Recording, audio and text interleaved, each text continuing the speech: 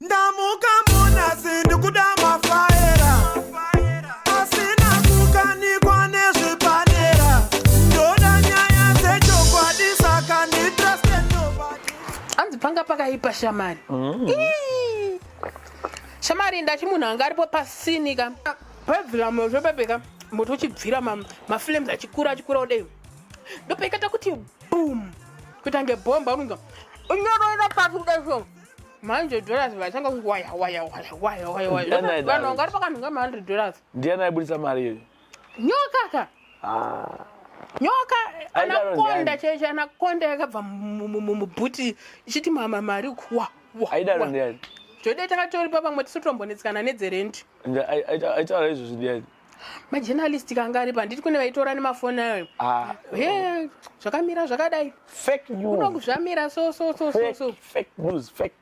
Fake news pakuta seko. Fake news. Iyo vanga varipo kune majournalist aitotora vachitora nemavidhio vachinoti iyo nyoka dzakubuda chichi. Fake news. Ndogara ndichitaura kuti government inofana kucapacitate uyu inonzi mapolytechnic vopuwa mari sezvavakataurirwa nedhidhi reZimbabwe Mass Media Trust isho uyu mapolytechnic votisenda majournalist zvakanaka zviri pachena tena majournalist takeshe vane mari yavo inayo ka mapolytechnic ese vanofana kuvapa zvese zvinoita kuti 5 million pamwe yakatojiwa yakatopera. Aiwa, Zimbabwe Mass Media Trust haizi government ndedu yakapuwa 5 million loan nemanigerians. Vazvazoita sei paloni ipapo? Oziri zvinoita sei oziri kuti Mass Media Trust ndio inoona 51% of Zim Papers. Zim Papers ndedu ndevanhu. Aizeningrinere. Aiwa. Ndokutoona kuti zvakanyorwa pasi. News yana 100%.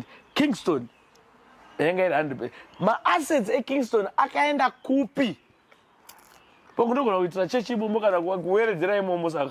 Haana kuenda kunana Zim Papers wacho. Ndiye ndakataura izvo kwazvo. Handiti chimwe chete. Aiwa, usajoinza nyaya dzausingazivi kana. Handi ndiri kubvunza saka ari kupi ma-assets acho eKingston. Uri kubvunza ini ndichikubvunza? Inondibvunza ndozvizirawo. Une basa nezvinhu zvenyoka. Une basa nefake news. Haubvunzi zvinhu zviri musoro. Zimbabwe Mass Media Trust ndeyevanhu. Why is it iri muhomwe mechii? Government. Saka pari tricky. Ari kupi ma-assets acho andani? Ndakati kutaura kaipapo. Iwe unibvunza inini ndiri kukubvunza. Ndinondibvunza ndozvizirawo. Ndinokusapota izvozvo. Ndozvizirawo. Nai. Sha. Iwo kana uri kuti unogara nyika 5 million ngaidzoke 5 million inodzoka ichienda kunani? Youya kwauriwo zvako munhu ari kugeto kuti 5 million iyo oshandisa inenge ichienda kunani? Inodzoka ichienda kutrust kare reZimbabwe Mass Media Trust yacho maboard members anenge aripo. Maboard members iwawo ngakaiswa maboard members anobuda in public, nomination in public. Toziva kuti muna nhingi vanhu vari competent here kunga vari muboard reZimbabwe Mass Media Trust. Vamboripo wacho chaivo ndani andibvunze ivavo vacho ka. Ndavataura izvozvi unosunga ukaenda izvozvi. Ndichisunga undaita sei? Izvozvi. Asi ndanani varimo vantyisa zvokudaro? Vantyisa. Ndanani taura ka.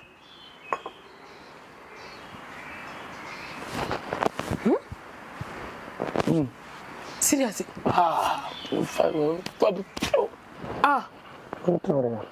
Ayo iwe anditipo last time paper waiti once munhu uri muuniformed force kana kuti uchishanda mugovernment haufanire kunge uri muboard reMass Media Trust saka uri kuti munengirinise iyo saka ndichiitika akomana government ngaidzoze Zimbabwe Media Trust kuvanhu yari kundodza kuti muboard mutone ngirikeni saka zvimwe chete ka 5 million ikangoenda kainongoningirikini board rinofana kunga riri in public rozikana kuti zvakamira sei. Wokutanga wacho ndikamutaura unofa. Ndiani? Former spokesperson wemapurisa Charity Charamba.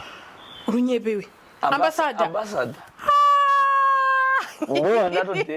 Ndo ndatodererawo semukadzi maybe anogona kuti ndiregerere mwana. Iwe pamwe napatisa nyati Ah. karimo kanotodya pana yacho izvozvo Iwe unoziva ndo mamiriro akaita bhodhi racho. mumwe wacho ndikamataura izvozvo mukadzi wangu hauna zvinoita Saka tiri kuenda kupi manje? Tiri kuita sei kana